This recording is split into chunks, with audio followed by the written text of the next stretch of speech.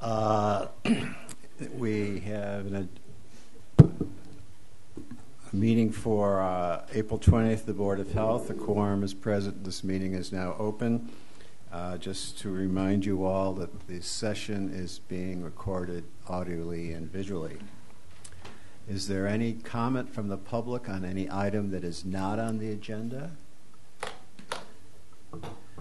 Hearing none, we'll go on to the minutes of March 23rd.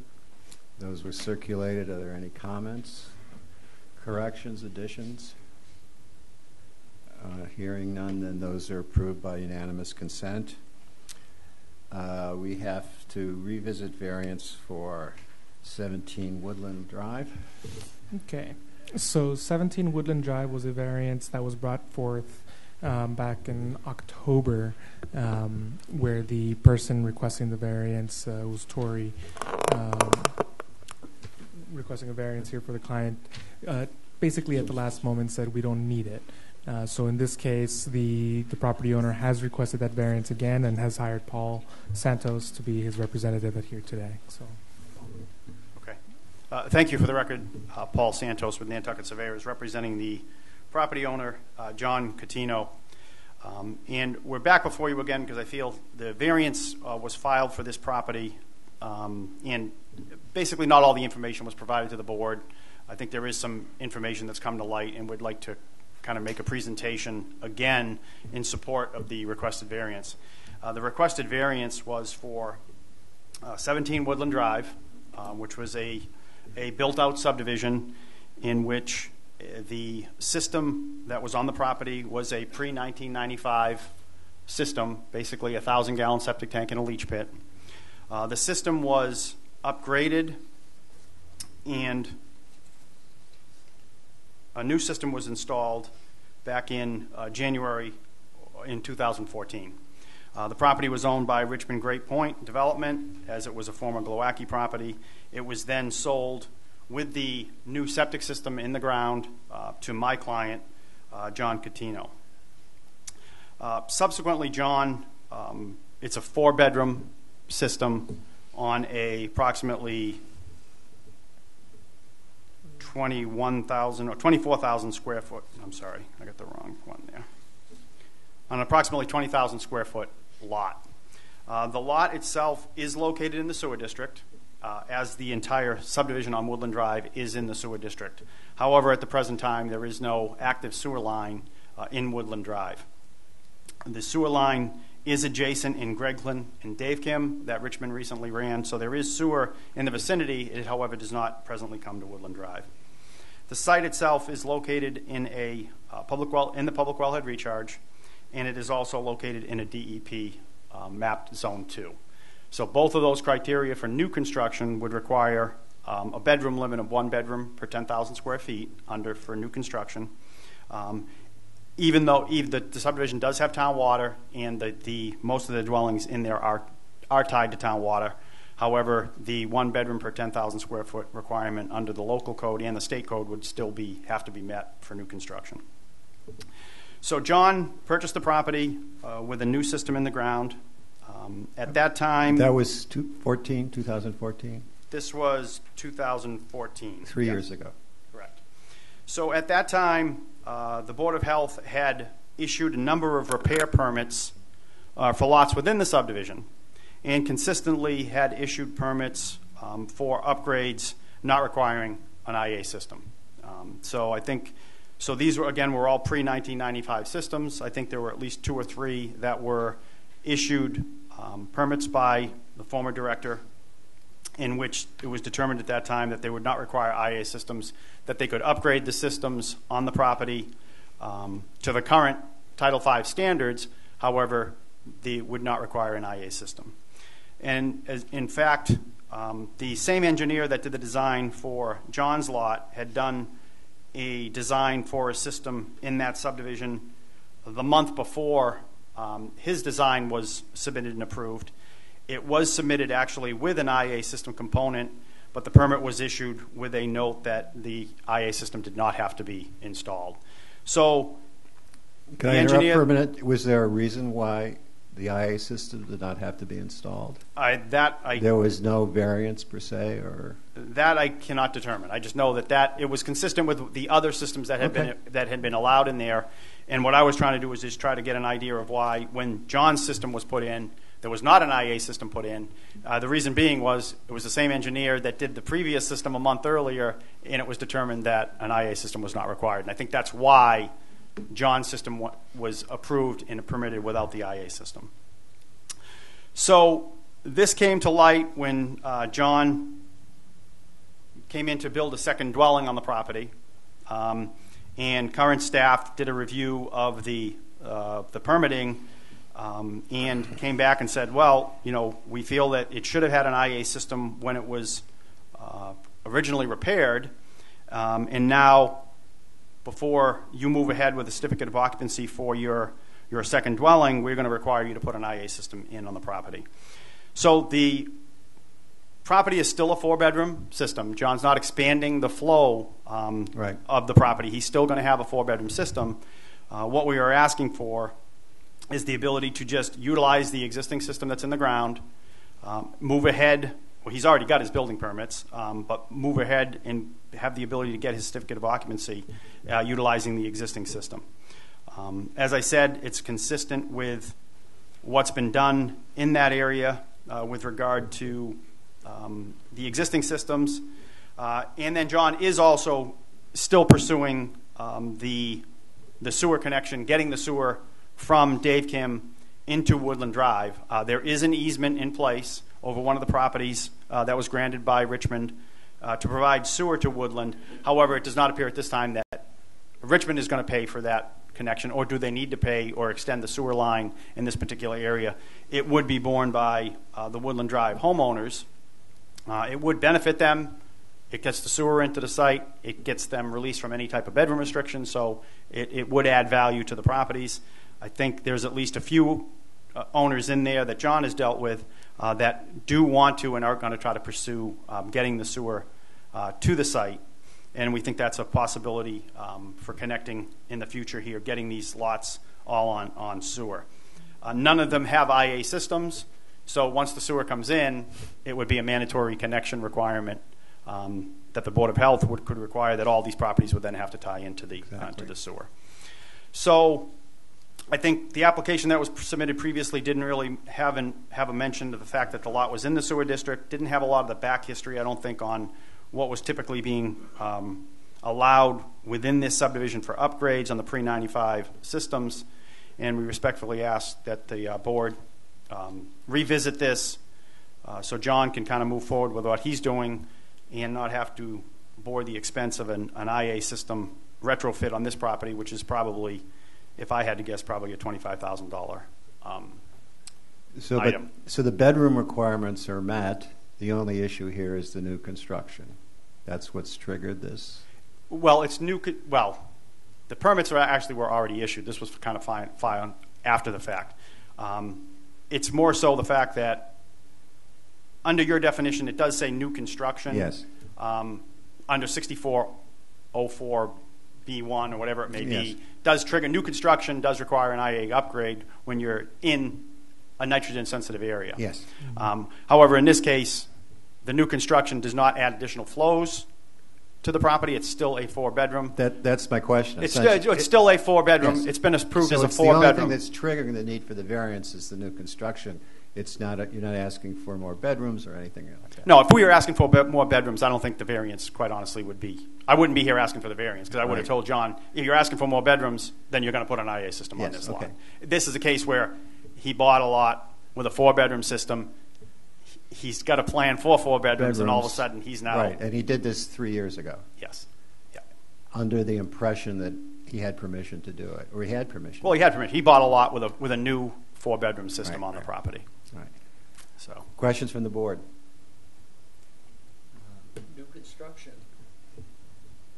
I mean, this obviously slipped through the cracks. Right. I mean, We pulled, Paul and I were pulling files today. Almost every system that was done in the immediate vicinity all have conventional systems, and I think Art has. right, but this, I'm very versed in Woodland Drive. I have friends that live there. I know the age of the houses. Most of them all have leach pits with probably not much life. They have to go to repair. It's going to trigger an IA. If those systems do, yes. Well, it's happening. I know the sewers there, which could go, but that's up to the homeowners to get together to bring it through. And I've been telling them all they need to get together and figure it out, because as these systems start to fail, if they don't, it's maximum feasible compliance, MAP 2, nitrogen zone, small lots. Whatever the cost, they would probably save money in the long run. Yes, by having a sewer. Right. But we have no So idea. I would have no problem with the variance if there's a timeline in which that sewer is going to come down the easement into Woodland Drive. Although the town has no plans to do it. It would be a local thing. So, I mean, I would be very uncomfortable. And Paul says maybe. It's a maybe. I don't like maybes. This system, the system next to it, and there's another system right around the corner, are brand new. This system's 3 years old.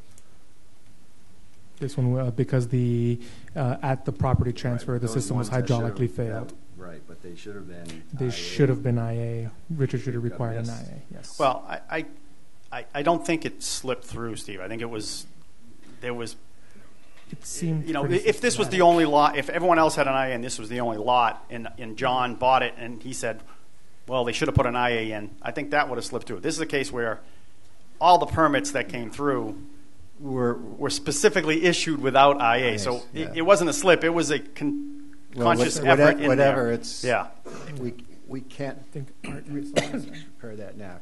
Art, and then we'll go over here.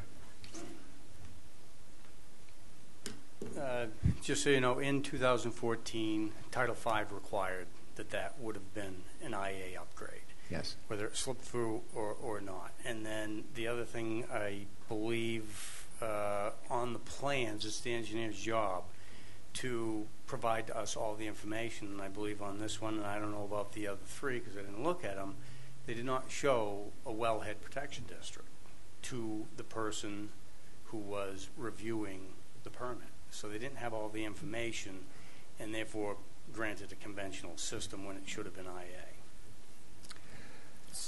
Whatever happened, we'll never know exactly. The point is, they should have been IAs, they weren't IAs, and it's 3 years old. I hear a comment over here. Well, I have a question. Are there any, the rest of the houses in that area, are any of them able to construct a cottage on their lots?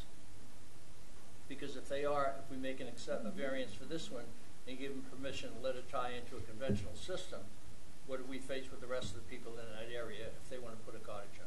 We have to give them all a variance? We don't. We're allowed to make variances on a case-by-case basis no matter what. I know, Yeah. I understand that, but, Well, in that case, it would, I mean, we don't have the issue of bedroom limitation. He's already in compliance with bedroom. Now, Yeah. another cottage wanted to put in Right. 20 bedrooms, I'm sure we would Yeah. probably want an IA system. The part that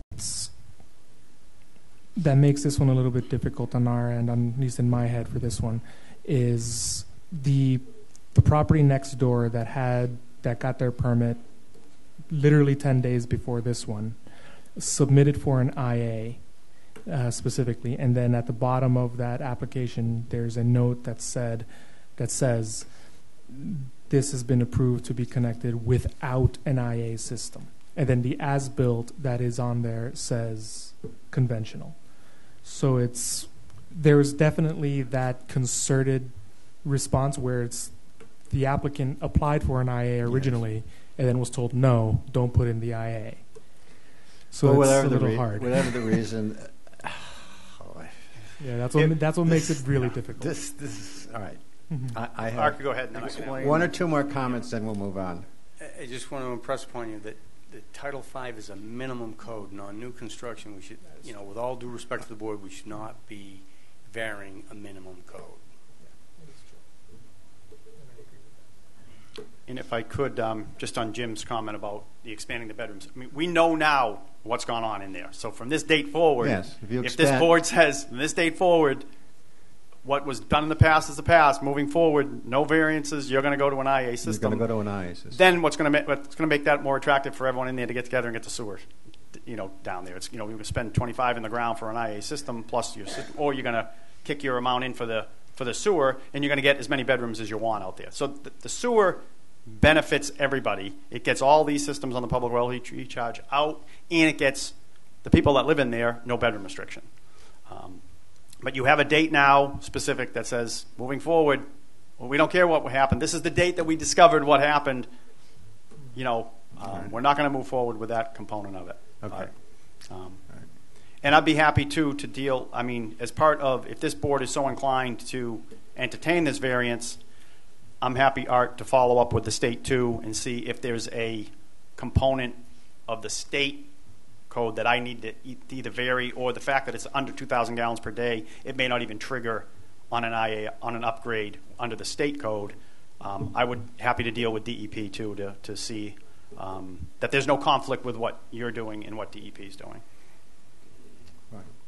Any other comments? Does this area, I know we granted Meadowview Drive a 10-year grace period for hooking up to sewer if they have complied with installing an IA system. Does that not apply to this area? That's island-wide. That's island-wide. Anyone who's installed an IA system has a 10-year grace period. That's island-wide. Okay. Well, I just have one more question. If all the neighborhood gets together and they all agree to put a sewer line in, will they get access to the existing sewer? They will get access. They're already part of the sewer district. It's just a matter of choosing to connect.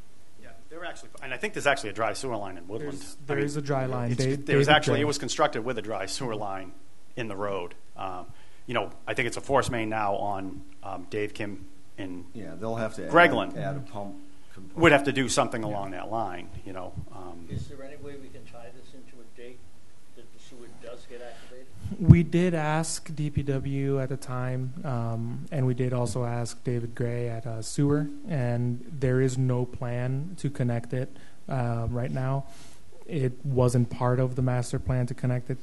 They put in the dry line as part of the subdivision, but not as part of the CWMP. So they're just not looking at it. But if the townsfolk and the people in the area decide to get together to do it, they'll happily accept it. Yeah. But the town itself is not going to be doing the connection.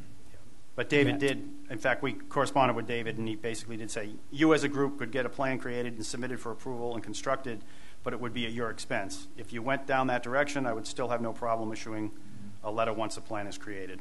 So basically it would fall on the homeowners to get the sewer over there. Okay. Does anyone have anything additional to say? Then we'll move on. A new point. I mean, well, if you're going to grant the variance, I think they should actually have a plan and approved for the sewer. Otherwise, there's no plan for the sewer at the moment. Just somebody saying that we could get together. Nobody's gotten together. And this is the problem in there. Everybody on septics may have a 5-bedroom septic in there, but they only have 3 bedrooms on their house, and now they decide to build a mother-in-law 2-bedroom cottage. That's what is going to be in a quandary.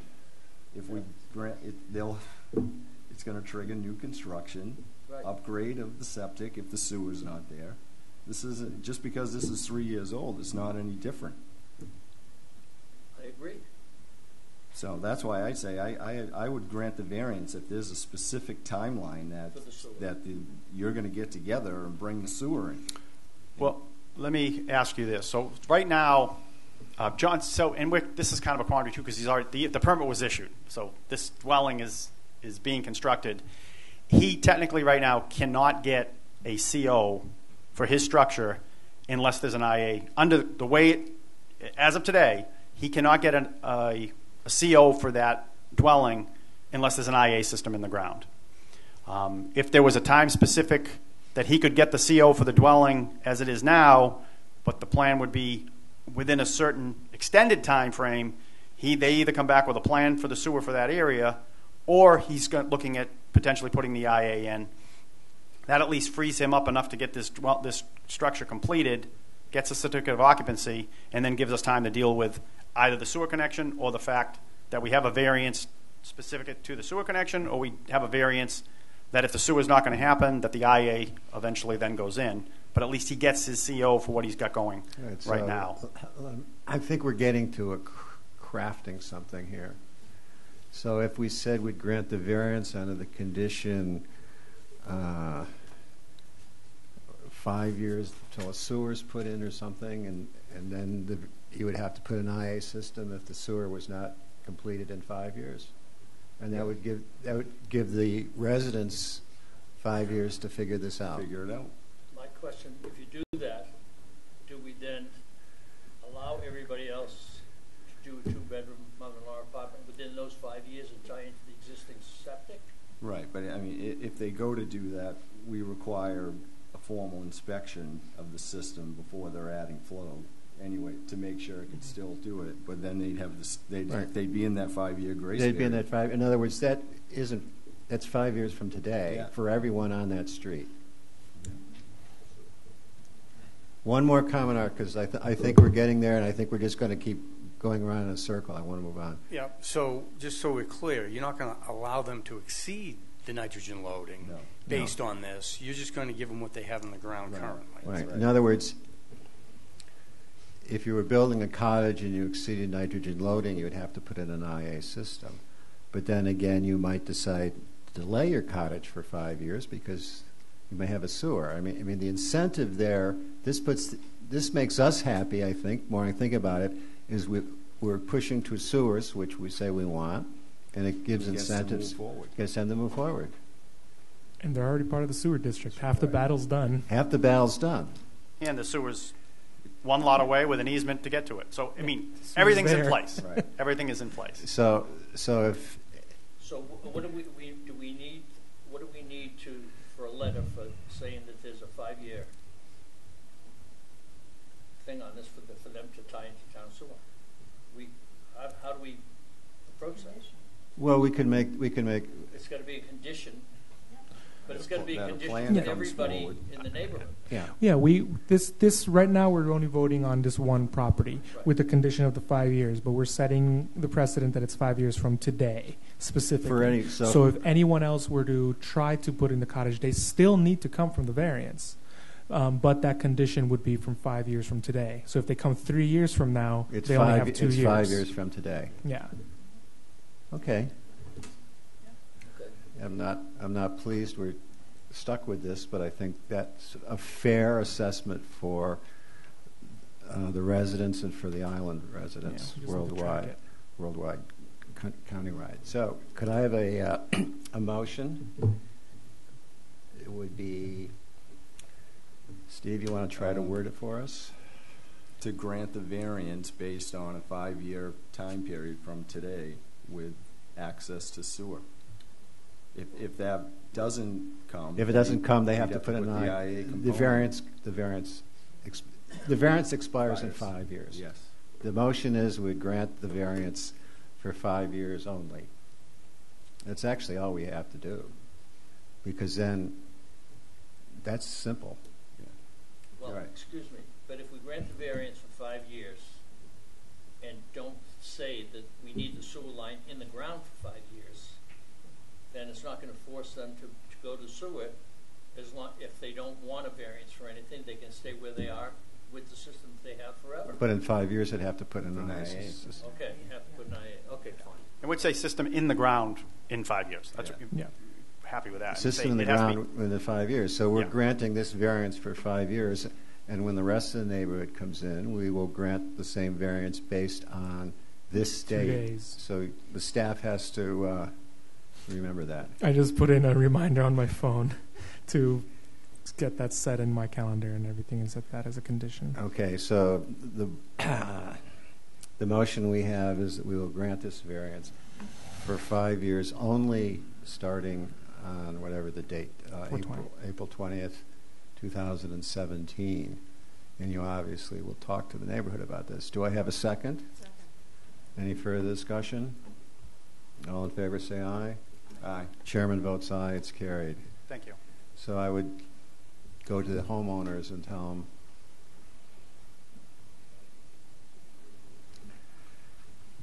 All right.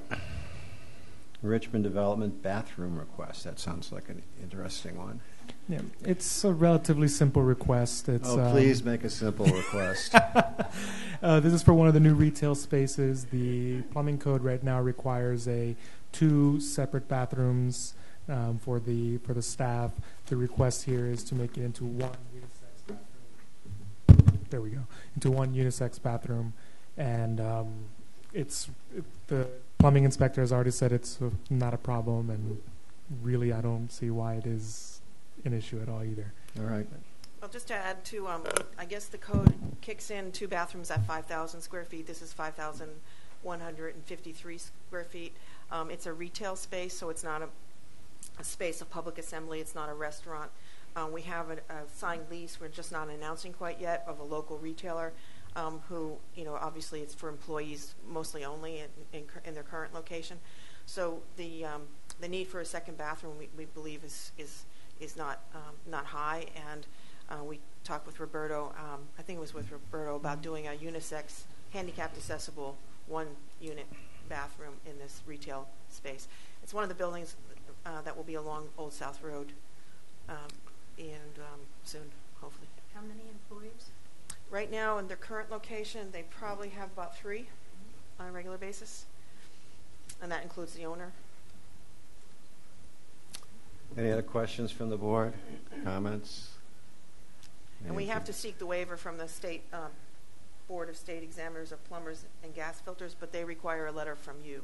So the waiver, unfortunately, doesn't happen today. So. All right. I need a motion to approve or not approve the waiver.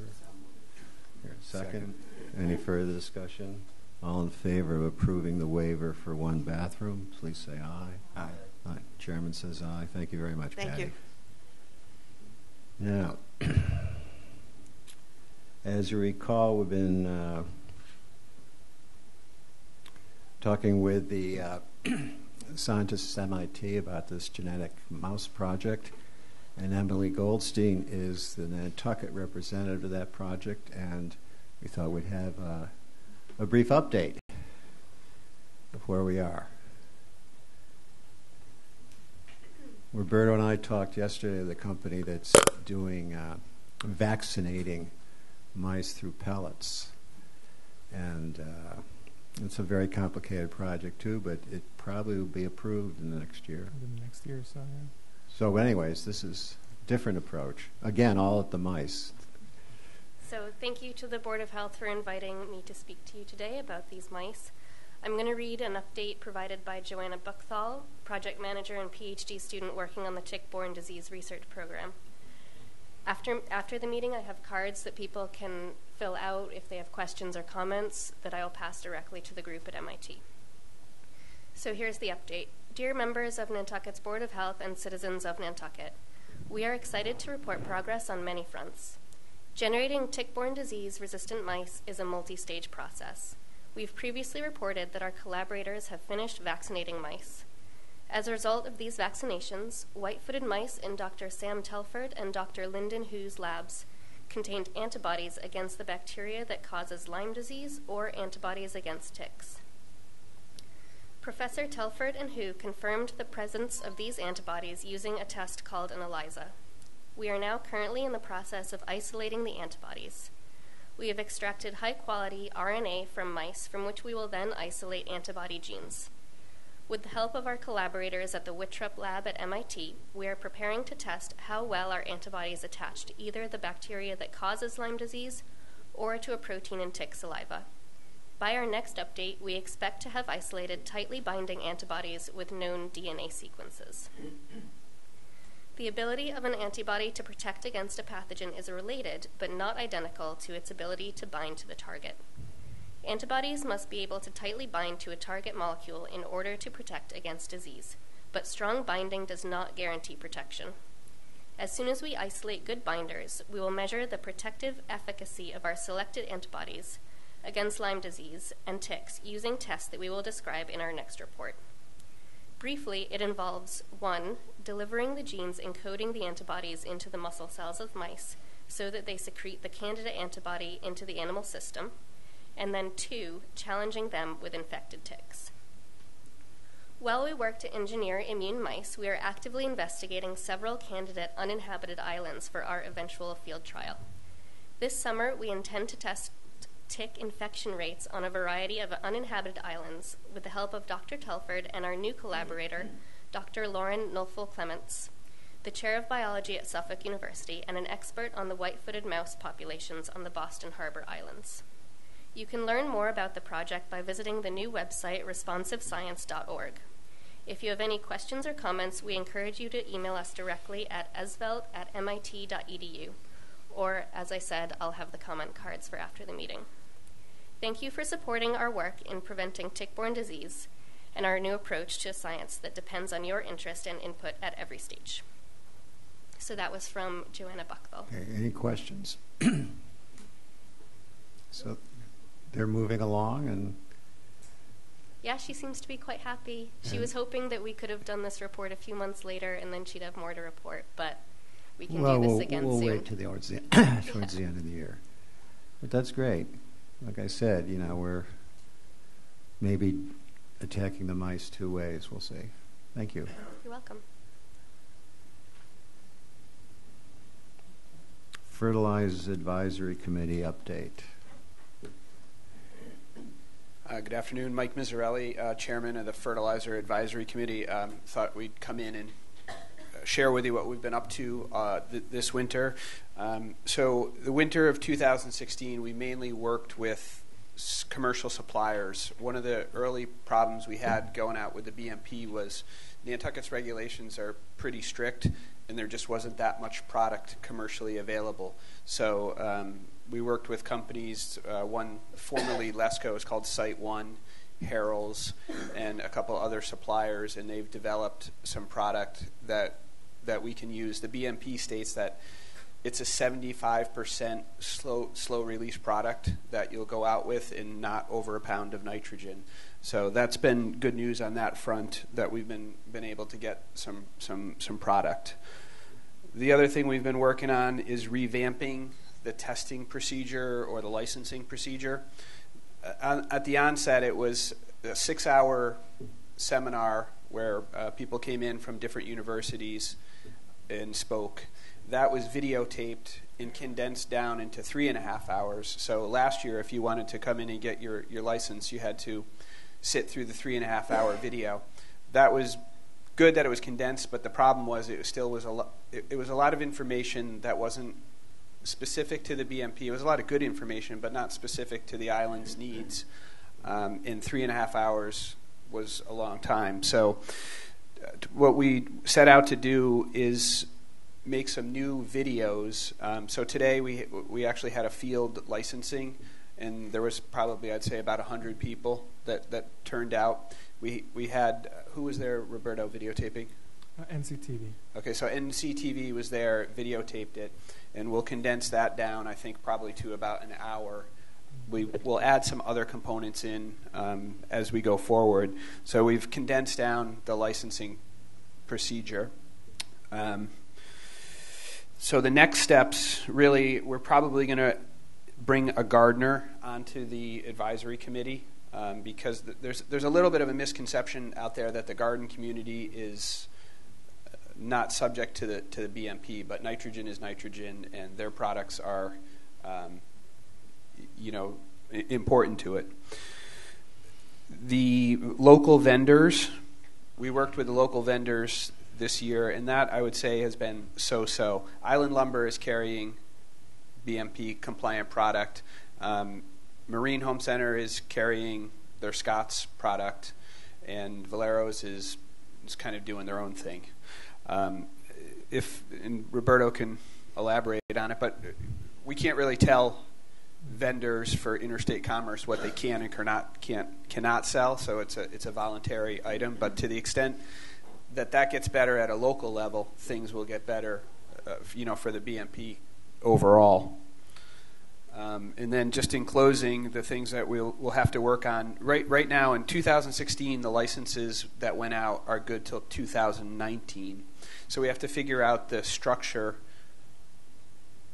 2017 is we're into 2017. Before we know it, that 2019 deadline is going to be approaching, and those people are going to be saying, well, what do I need to do to renew my license? And there should be some education component. We're not going to make people come out and take a test again or sit through it. So there should be some sort of education component that gets us to that stage, and that's going to take money and a commitment from the town, aside from what the advisory board has to offer. So we'll be working on those details, but that's what's coming down the line next. So that's my report. I don't know if you have any questions or. No, it's good. You're making progress, and certainly the training needed to be consolidated. Berto says you're doing it in Spanish as well. Yep. So the thing that was recorded today, we'll actually be doing a dubbing in Spanish as well, so that we can get that there, and hopefully other languages as well. Now, there's been an issue that's I've been trying to get forward on the agenda a little bit, and that is the issue of herbicides and pesticides, which has not really specifically fallen into your committee, but I'd hate to form yet another working group. I mean, right. I talked a little bit to Roberto about this. Would you be willing to kind of take that on as well? Well, I mean, because it's actually a very complicated issue because you've got federal laws and state laws and. Right. I don't know. I mean, from a local level, but as far as I know, we don't have any jurisdiction over any sorts of pesticides or herbicides, so that would need to most be would be education. Right. Well, the other thing that goes on is, no matter if you're a commercial business, you have to have a state license. Mm-hmm. In addition to your local license is your local license. You have to have a state license. A lot of people probably don't. The state just doesn't spend a lot of time on Nantucket. So improving the education on the licensing procedure would certainly help in that direction. Mm-hmm. Yeah, it's definitely something we can work with internally, and I can bring it up at the next fertilizer You can bring it up meeting. at the meeting. And the other issue of some of these pesticides, we don't really have authority over those? The pesticides, we really kind of don't. It's the Massachusetts Department of Agricultural Resources does, and you have to get your pesticide license, and they do their own continuing education. The interesting part about it is that the test is only given in English. So there has been a lot of just thumbing their nose at it across the state, not necessarily in Nantucket. There is regulation though within adjacent to water bodies. The CONCOM does have regulation over pesticides there. The state's attitude on it though is, and I should say this is what I've heard. I don't know but if you can't pass the license in English and read the label that are all in English, then their attitude is they're not going to give you the license. Oh, that sounds crazy to me. I'm just wondering, something I want to look into this year, and we can't really ban certain pesticides. We don't have that authority. I mean, there's all the beekeepers keep coming to me, and there's one in particular that's apparently not good for the bees. Yeah, we can't outright ban them. Same concept as the fertilizers, that whole interstate commerce thing. We can regulate in the training. We can definitely get the information out. We can start trying to regulate. We can talk to MDAR to see if we can get a local regulation or even bylaw. The bylaw actually has a little bit more strength than a regulation does in this case, because it creates a local, like a home rule petition, which would supersede the MDAR regulation, but it's going to be a process. The chrysanthemum-based ones are rough, because that's what kills off some of the bees. I mean, would it be, I mean, you don't have to do this, but do you think a committee kind of take the next couple months and maybe look at this and put a proposal of what we can do together? Well, we can put it on the agenda and discuss it. Yeah, put it on the agenda, discuss it. Because someone has to sit down and figure this out. And if they come back and say there's nothing you can do, or you can do this, you can't do that. And, I mean, you're already sitting there. You're a committee, and you've worked great on the fertilizer. It seemed, I'd hate to start another group. That would take another year. And we still have some significant work to do. I know. It's up to you if you want to take it on or not. Okay. Right. Thanks, Mr. Chairman. Cormac Collier. I'm also on the Fertilizer Advisory Committee. I agree with our chair here, Mike, that we could put it on the agenda and discuss it, but really we've just done a little bit of the work, and the town has just done a little bit of the work that's necessary for nutrient reduction on a fertilizer end. There's so much left to be done. We're getting great momentum. We're looking forward to the enforcement agents really doing a lot of work and inspections over the next month. The Board of Health inspection agents and the natural resources, that's critical. And then also just reiterating what Mike said in terms of providing as much encouragement as possible to our local vendors. We don't have authority over them, but providing as much local encouragement from the Board of Health. Again, we're just an advisory committee to the Board of Health. All right, then so, I don't want to push you. Better do one thing right than several things wrong. But we are happy with the momentum we're going and reporting to you on a sort of periodic basis, but looking to the Board of Health to support our work, support the entire fertilizer reduction program, and then also in the future, as Mike had alluded to, coming to you with potential future recommendations in advance of town meeting if necessary. Right. Well, then if you could all right, maybe if you could just help me find a way to evaluate this. Maybe not you, if there's someone on the island, or if we had a working group of 2 people. Yeah. Actually, her name is if you could Taryn Lascala from the state. She would probably educate us on what it requires. Yeah, I can get that name from you afterwards. Even if you came up with a name, a name of someone I could talk to get kind of going on this in the next year or so. I don't want to go long-winded about this, but one idea that I'm going to put forward to the advisory group, is there's still this lapse of people not having their state pesticide license, and it's not about leveling the playing field, but if that education is available from the state, then why should the town be spending money on top of that?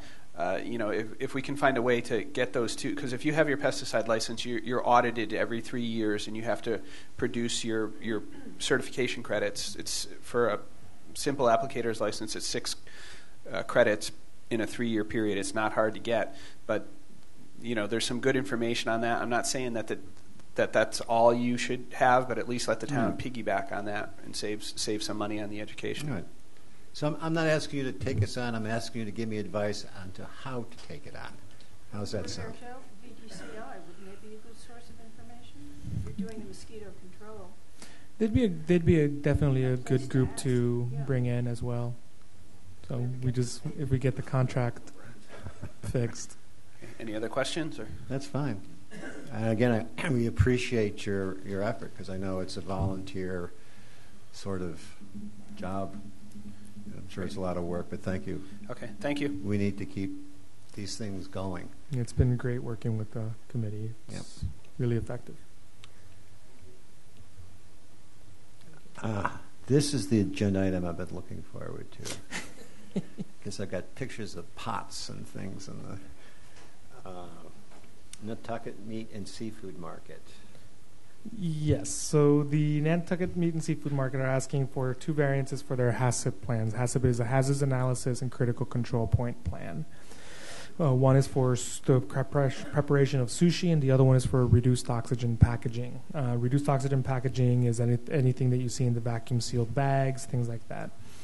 So previously, this is a practice that we haven't seen a lot of in the health department. As what I mean by the practice is the practice of getting the variance for this. The proper way to do anything that requires reduced oxygen packaging, acidification of rice, which is sushi, or any sort of basically an innovative or alternative way of doing it, requires a variance from the state food code. So moving forward, this is a new establishment that is coming on Old South Road that we're going to request to do the variance, and then we're going to catch the others as they go forward in their renewal period. We're just, as important as these processes are, the reason that we need to get that variance is to make sure we have their methodology and their processing on file. We see no real issue with accepting it. It's mostly procedural, but it is something that still needs to be done. Questions from the board? This is the first. Mm-hmm. And the big thing that I would request here is that we would take this into split this into two parts. The variance that's in front of you right now, and then the other part that I would request is that if it would be okay for you to delegate this authority to the staff so that we don't have to bring the variance to the board every time, because there are a lot of food establishments on the island that do specialty preparation. So the first one, I need a motion to grant or disapprove the variance for Nantucket Fish and Seafood Market regarding their HACCP plans. I'll make a motion. Second? Second. Any further discussion? All in favor say aye. Aye. Chairman says aye. Variance pass. Now I need a motion to let future variances of this request grant the authority of the staff to grant them without having to go to the board. Second? Further discussion? All in favor? Chairman says aye. You now have the authority. Perfect. Thank you. Now, one thing I forgot to do, which I have to do, is we had to vary the agenda a little bit. I'm sorry about that. We should have done it at the beginning. But I need your consent that we will take the vote of the chair and the vice chair until the next meeting, because it's after that time we will have a new Board of Selectmen representative, and since we have two people that are either leaving or getting reappointed, it would be much better to do it that transitional meeting. Is there any objection to that? Then that's approved by unanimous consent. And the other agenda variance is I want to do the food truck discussion before the lobster trap variance. So we get some general consensus on that. Any objection to that? Then we will move on to the food truck discussion. I put this on the agenda because you remember last year we kind of struggled with a couple of these. And I just wanted to make sure as we go into the summer that we have that we deal with all potential variances in the same way, in this consistent way, and in a fair way. So as far as the food trucks go, you'll see that the lobster trap is definitely on here, and they did a good job last year at taking care of the system. The first week or two was a little tough, if you remember, Joe. But then after that, they got into a groove. We didn't run into a problem with them later again. However, subsequently, we did receive a few variance requests for food trucks on the island, requesting the same request that we actually denied on the basis of sizing, location, siting. So one of the things that we were brought up with was, how do we remain consistent? Lobster Trap has a large trailer that can hold the gray water and potable water tanks. It is able to, they have a good location where they can bring their truck back and forth. If you remember last year, there was a problem with one of the food trucks not going back and forth because the commercial kitchen that they had was in town, and the argument was that the cobblestones was destroying their trailer. Well, it's not our problem. It is their logistical problem, but it is something that we should probably think about when it comes to siting. The other one was another restaurant requested the same variance to be able to stay at Cisco Breweries for the whole week without having to return to home base. However, their truck was half the size of the lobster traps. So it's just a matter of staying consistent and being able to maybe set a gallonage of how much gray water would they be able to hold, or how much the sizing. I can definitely ask for the specs on the one that we have approved already, so that we can set a standard on that. But it is the will of the board. Comments from the board? What we need is we need to have, like you said, a set of standards, so we don't have everybody coming here asking for the variance. They read what the standards are, and that's what they go by. Okay. Yeah, I think an adequate amount of gray water. If you do have the easy ability to go back and forth, there's no reason for a variance. Exactly. Which in some of the cases with the brewery, a lot of the vendors that are there at the brewery, they leave the same day because they're staggered spots. The Lobster Trap is one of only two, I believe, that has a consistent spot at the location there. The other one was too small, so we denied their variance. So they bring it back and forth. So every day. I would think if we kind of go forward with a gray water capacity of about the same as the Lobster Trap, providing you approve it in the next. Right, but and that if you do have, even with that, if you have easy ability to go back and forth, then you're not going to get a variance. right, that's what I was just going to say. I mean, that isn't just to be able to leave it there a couple Yeah. of extra days. No. The trend right now, the Lobster Trap, that what they leave at the brewery is actually a massive trailer, which requires the trucks to come in, get hooked up, jacked up. It's like a small. It's like a Winnebago. It's a building. Yes. One of the other trucks, the trend right now is to use the truck with the integrated engine and whole 9 yards. Those can just roll right off. Yeah. It's basically a giant van. So it'll still be case by case basis, but they would have to meet specific criteria. I think Art, and then we'll.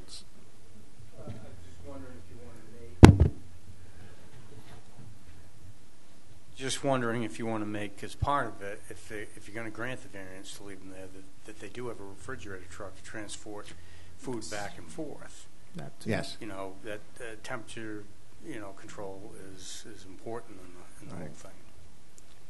So if you have a truck that can go back and forth easily, they don't need a variance. One of the conditions of granting a variance would be adequate refrigeration and the transportation to your site. But at some certain points, that larger truck or permanent more truck would have to still go back like once a week or something like that. They still need to go back once a week. Mm-hmm. And there has to be adequate gray water capacity. And you could give feedback, an estimation of that kind of based on the big one that we already know about. Yep. And we could definitely take a look. How will the inspections work with you people? We've got enough people to. We how actually often will the inspections be? We actually schedule the inspection because it has to go back once a week. We have to be able to catch them at the right time and in the right spot. So last year, Lobster Trap was very well at their locations, 7 or 7:30 in the morning at the location off of Washington Street. Hank would go in Monday mornings, do the inspection. All the food was being prepped in their prep area. If I'm not mistaken, you did the inspection today to set up for Daffodil. We check the prep area, we check the food, we check the temperatures, same as a normal inspection, and then they up and they go. So that is, and we do that weekly. No, but I mean, what I'm talking about, how many of these people, it's 17? Right now we only do the one, because they're the only ones with the variance. Okay, so we all kind of... I'm just curious, how many trucks are we anticipating this summer? Last year we permitted 14, and that includes duplicates. For example, Millie's has three trucks. Lobster, I believe you have 2, right, Drew? And then 167 is not redoing their food truck this year. Roman Pizzeria is not redoing their truck this year. So we're probably only expecting about 10 to 12. And then, for example, Enjoy Kitchen is going to be permanently affixed to Surfside. So they're not going to be roaming anywhere anymore either. So it's going to be around the same. It's going to be a little bit easier this year when it comes to food trucks. We sort of have a set of criteria for variances and just make sure it's in the minutes. Yes. And I'll develop a kind of like a checklist. Yeah, take what we just said and put it into a checklist. Mm-hmm. Okay, so now we go on to the Lobster Trap, our first variance request. The Lobster Trap is doing their variance to renew the same variance as last year come back once a week, same inspection time, same location. So, Drew? Yep, I'm Drew Weldon, manager operations at the food truck and concessions at the Lobster Trap. To refresh the board's memory, we got this variance on a trial basis last year, and we proved that we were able to meet and exceed proper health standards while only returning once a week for what we know as a deep clean. And now this doesn't mean that the concession trailer isn't cleaned and sanitized thoroughly each day. We definitely take pride in how clean our facilities are at all times. But, you know, unlike other smaller trailers like Roberto was alluding to, ours is equipped with a 55-gallon gray water tank to clear that up, which is more than enough to accommodate a week's worth of gray water. Definitely because we do our dishes back at the restaurant. Also, we do have the refrigerator truck, as Artel alluded to transport the food items at temperature to and from the concession trailer. So simply put, our tools and facilities allow us to meet these standards in perhaps a way that some others concession units cannot. I believe we've worked hard alongside the members of the Board of Health and to create a system that works for both of us, and cannot see a logical reason why any of this should change. Thank you. So, questions from the members? Comments? If we grant this variance, we'd still put a time limit on it? That's up to the board. I would feel comfortable with that another year until we, you know, they've done a great job, and I think revisit it again. Okay. Good with that. So if someone would make a motion to grant the variance for 1 year. So moved. Do we hear a second? Second. Any further discussion? All in favor? Granting the variance for 1 year? Aye. Chairman says aye. It's carried. All right. Thank you very much. Thank you, Drew. Beach sampling variance. Okay. So we're requesting to the state to allow us to not have to sample Sconset Beach every Tuesday like we've been doing. Sconset Beach has never had a exceedance. As far as I know, the regulation requires that there had been no exceedances for the 2 previous years, which we have not had. So we are just requesting to take that one off our list for this year so that we don't have to constantly be out there. How often would you do it? We wouldn't have to sample it this year. Not at all? Yeah, not this year at all, I think, or just once a month, I think. Yeah, once a month rather than once a week. Once a month? Yeah, once a month, sorry. Anyone have any objections to that? Nope. Perfect. So I need a formal motion to grant that variance for Sconset Beach. Motion to grant. Second. Second. Further discussion? All in favor say aye. Chairman says aye. You only have to do it once a month.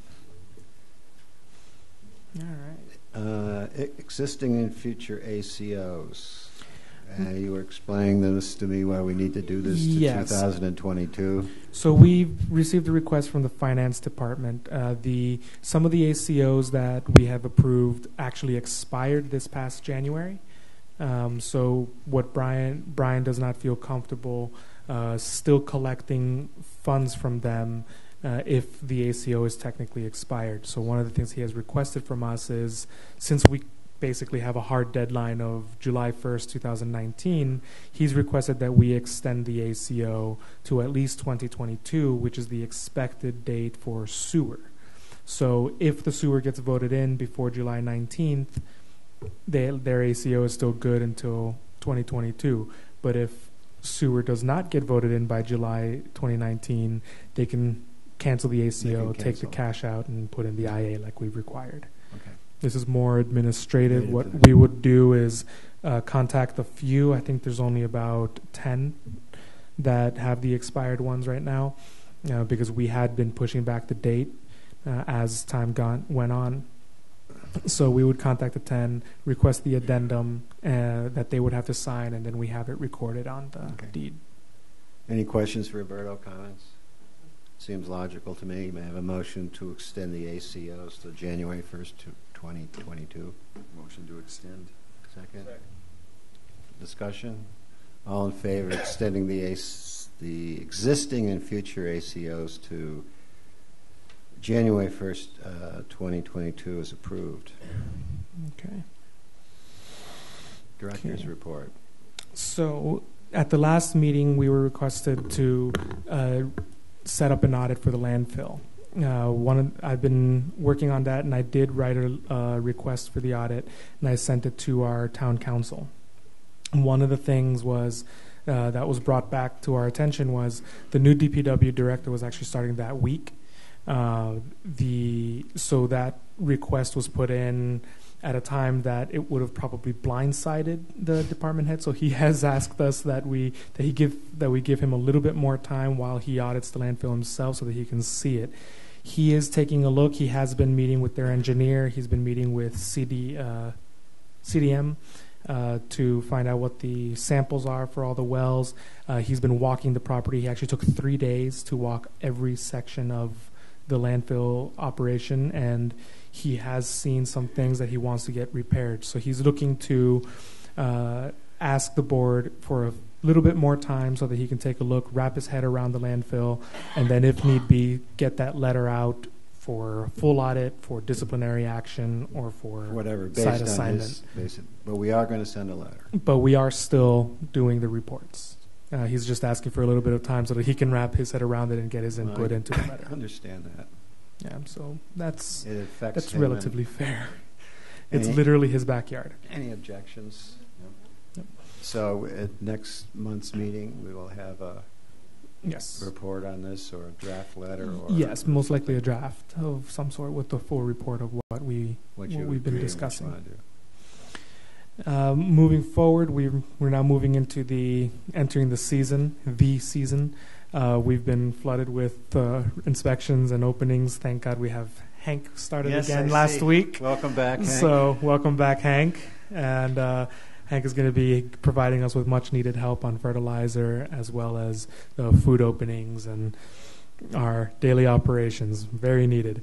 As things went well at the last board at the town meeting, the fiscal year budget for next fiscal year was approved without questions, so we were able to actually increase Hank's time here. We were able to increase it from the funding from 15 weeks to 30 weeks. So if Hank chooses to stay longer than he originally wanted to, we can keep him.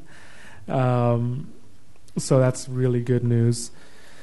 And then we will be having 4 interns this summer. Where are they all going to sit? So that's a good question. I didn't expect all my interns to say yes. So we're going to have 2 high school interns, 1 undergraduate intern, and 1 graduate intern. Good. The 2 high school interns, one of them is already working with us. She sits next to Artel.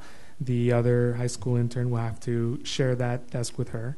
And then the undergraduate intern will have the desk where Emma sat last year, and then the graduate intern is actually mostly going to be working remotely. Her work is split between our office and the Behavioral Health Task Force. So the interns are Sky Flegg, with a high school intern, Amelia Murphy is high school intern, Grace McNeil from Syracuse University, and Vanessa Emery from Northeastern University. And the projects we'll be working on here is Vanessa's going to be working with the Behavioral Health Task Force and us to collect data from the hospital regarding mental health, substance abuse, and opioid work, so that we can start measuring that to do a retrospective epidemiologic study of mental health crisis and intervention issues here on the island. Grace will be working with my office, but also in conjunction with the Alliance for Substance Abuse Prevention to create outreach material, education material, and also collect data and analyze that data on opioids on the island. The high school interns, Amelia, is actually being trained right now for taking over the website. She's going to be helping us create content for the website, and all the social media work that we're doing, so that we can continue with that outreach and education portion. And then Sky is going to be taking the helm on gathering information on the new well regulation. So she's going to be setting up the addresses for us of which years, setting up mailings and everything so that we can start doing all of the well regulation and hit the ground running. Are you going to mail to everyone or the whole town? Or Little by little. That's the one thing it's always... Yeah, so the project that we're looking at is that I'm going to have Sky do is we're going to grid out the island, and then everything's not in a nitrogen sensitive area,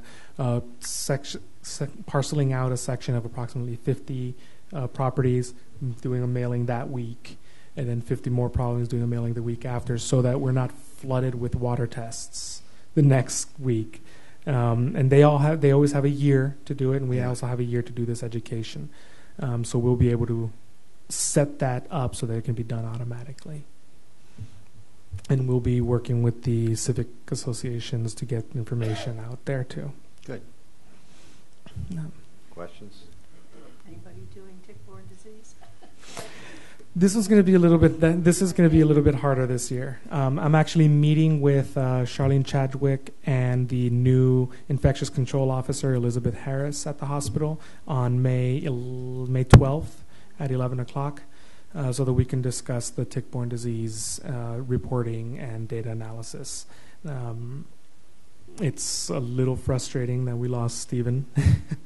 So it makes it a little bit harder this year, but I'm trying to... Or will they be multitasking? Most likely it'll probably be multitasking. She is the infectious control officer, but she will most likely have to take on other work as well. That's just the nature of that business there in this hospital. And then finally, let me see. With Daffy this weekend, we've received a few temporary food permits, and a lot of people are looking to open this weekend. So it's been a little bit busier this year than it was last year. So we've started to see a trend in which the shoulder season is growing again. And then we've received all the temporary permits for the Nantucket Wine Festival already. So Kathy has been really good at keeping her finger on the pulse of our temporary events here, and we're looking to have our hands wrapped around this project this year. So we're looking forward to a busy yet productive summer. Good. And these you know, mosquito control? Yeah, but one more question on tick-borne disease, especially since it was on the front page of the paper today, and you were covered. Was that today? Yes. Big piece. Do you think it would be worth trying to get Greenland to agree to replay that 30-second video that we did? It's always worth trying. Ago? Why not? I know they're under new management, but it was considered public education, and they did not charge us for that. Yeah, it's always worth trying. I can see if I can get a contact of Joe. I know that I think newspapers on the mainland are making a bigger deal about it. Yes. It's going to be an awful year for tick-borne disease, but we have it. We might as well use it. That spurred out of a NPR article that came out a few weeks back that explains the mild winter. Sorry for the people at home. That a mild winter kind of coordinates with a strong tick season. Yeah. In our case, a strong tick season also means a strong Lyme season. Yeah. There was a study that was released just about a month and a half, 2 months ago. So we are looking at it, and then we are looking at it. And Josh did call me about it this week, which is I didn't realize that it was going to be out today. I thought it was going to be out next week. But yes, we're trying to get more information out for ticks. I actually spoke to the library today about it too, so we can start doing some projects at the library. It was. I don't remember who. Dan Driscoll did the production, did the filming, but Yeah, I have a copy. has it. I have a copy. Yeah. It's also on the website. It's also the website, and you can ask if you just ask the Dreamland to show the short one, the 30-second one. Yep, sounds good. And that's it. Now, Mosquito control. yes. Your other note. My agenda, right? I saw that Rob McNeil had written to Charlie Stott about looking into payment, but BDCI cannot start their program until they're paid for the work that they did in September. So Rob is doing as much as he can to get those funds released. It is part of his line item. I have no control over DPW's line item. It landed in his lap. It really just landed in his lap. By way of background, the Vector Disease Control International, VDCI, they do all our mosquito control on the island. They do the larviciding and things like that, and they're also very good. They also do acariciiding if we ask them to, so it's something we can talk about. So they ran out of contract funds this last year. So the previous DPW director tapped into the third contract year in order to cover the expenses of this last year. As a result of that, the funds for this coming project season were expended too early. So the invoices weren't able to be paid as a result of that. So VDCI still hasn't been paid for this previous contract year because of what amounts to just an administrative mistake.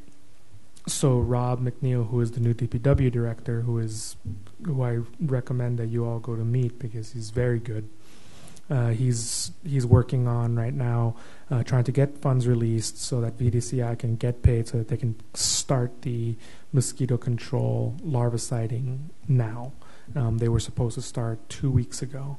But because the funding hasn't been released, her superiors aren't allowing her to begin the project until they get paid. So we're scrambling. I'm a little concerned because nobody owns the program at the moment. Charlie was the president of the commission. The commission is comprised of volunteers. So we're without a president. We're down a member. And I would say that we need a point person because it's going to just disappear. And Rob and I are working together on this. If I can help, I'm happy to help. But I just we are working together on this. It's a matter of releasing the funds somehow. It is this administrative process that's really kind of tying it up. This is the parts when bureaucracy is tough. It's been a relatively successful professional program. It's been very I'd successful. hate to see it get mired in bureaucracy. Yeah, so that's what we're trying to prevent that. But it's also timing because Laura had been the point person, and she retired, and we had a deputy in for a period of months, and then we have a new hire. So I mean, you can see where it fell through the cracks. Yes. Okay, so I'm sure you'll find the money to get our movie shown. Yeah.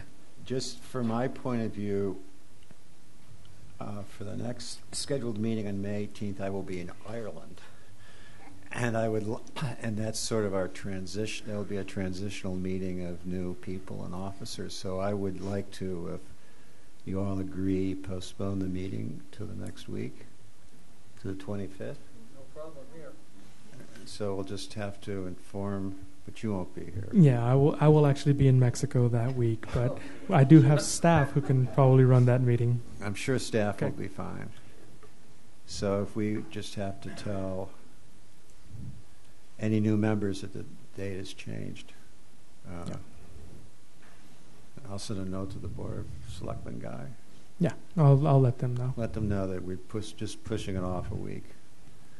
Okay. And I go over the agenda with Art when I get back, Monday or Tuesday. Sounds good. So it'll be May, let me get that date out, May 25th. May 25th. Yep. Same time, same place. Or if this room is busy, we'll go upstairs, whatever. I'll try to keep it nice for Art. Yeah, we'll have to reserve the room. Yeah. Anything else from the board? Okay. Well, no other business. The meeting is adjourned without objection. Okay. I'll get to work on this thing.